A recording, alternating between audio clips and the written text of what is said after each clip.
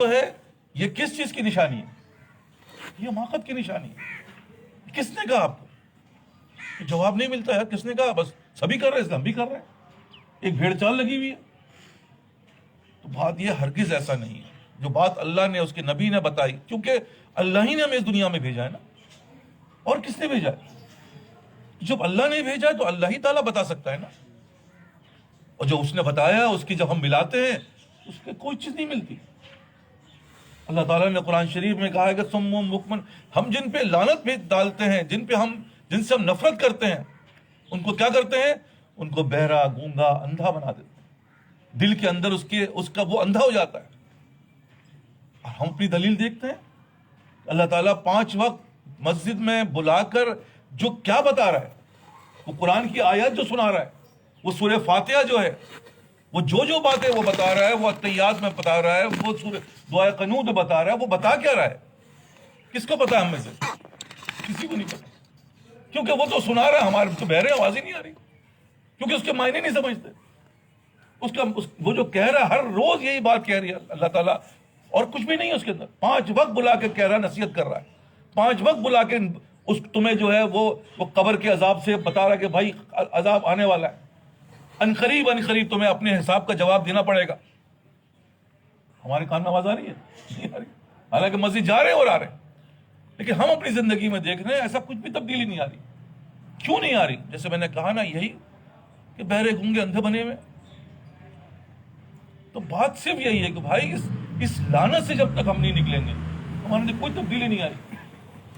تبدیلی تو جب آئے گی جب لعنت سے تو باہر آؤ، اور لعنت سے باہر آنے کا طریقہ پھر کیا ہے؟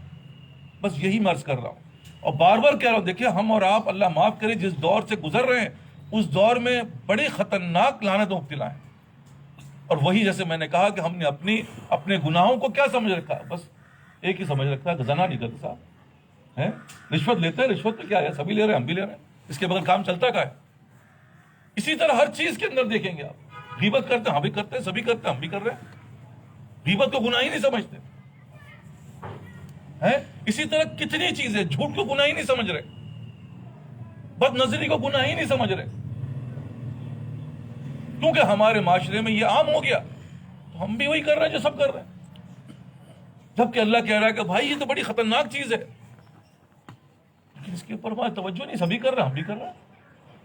محرم اور نامحرم کا حساب کتاب ہمارے معاشرے سے ختم ہو گیا، گانے کی آواز آنا ہم پہ کوئی اثر نہیں کرتا، جبکہ صحابہ نے پوچھا، نبی صلی اللہ علیہ وسلم نے فرمایا ایک وقت ایسا آئے گا گھروں سے جو ہے وہ سارنگی کی آوازیں آئیں گی، تو صحابہ نے پوچھا رسول اللہ ہم اگر وہ دن دیکھیں تو کیا کریں؟ لیکن اپنے کانوں میں جو ہے وہ انگلیاں ڈال دینا کہ وہ آواز کسی بھی صورت سے تمہارے کانوں میں نہ جائے۔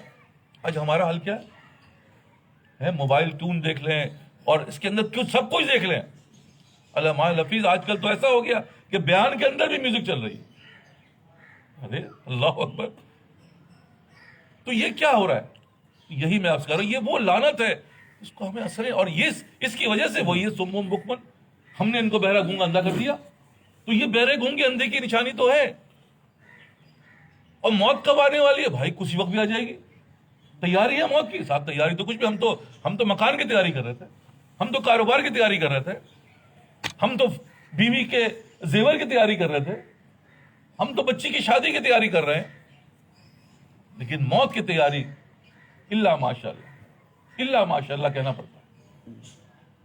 جس کے لیے آئے ہیں اس کا تو کام ہی نہیں ہے، اس کا کوئی لسٹ ہی نہیں ہے، اس کو حاصل کرنے کا کوئی ذرائع نہیں ہے، اور ہم سب مطمئن بیٹھے ہوئے ہیں انشاءاللہ ہے جنت میں جائیں گے، اور جنت بھی اعلیٰ جو ہے وہ جنت فردوس میں جائیں گے۔ انا للہ و انا الیہ راجعون۔ کیسی حماقت ہے، یہ کیسی باتیں ہیں بھائی! یہاں بیٹھنے کا صرف یہی مقصد، اللہ تعالیٰ نے ہمیں اس دنیا کی لعنتوں سے نکال کر یہاں بٹھایا۔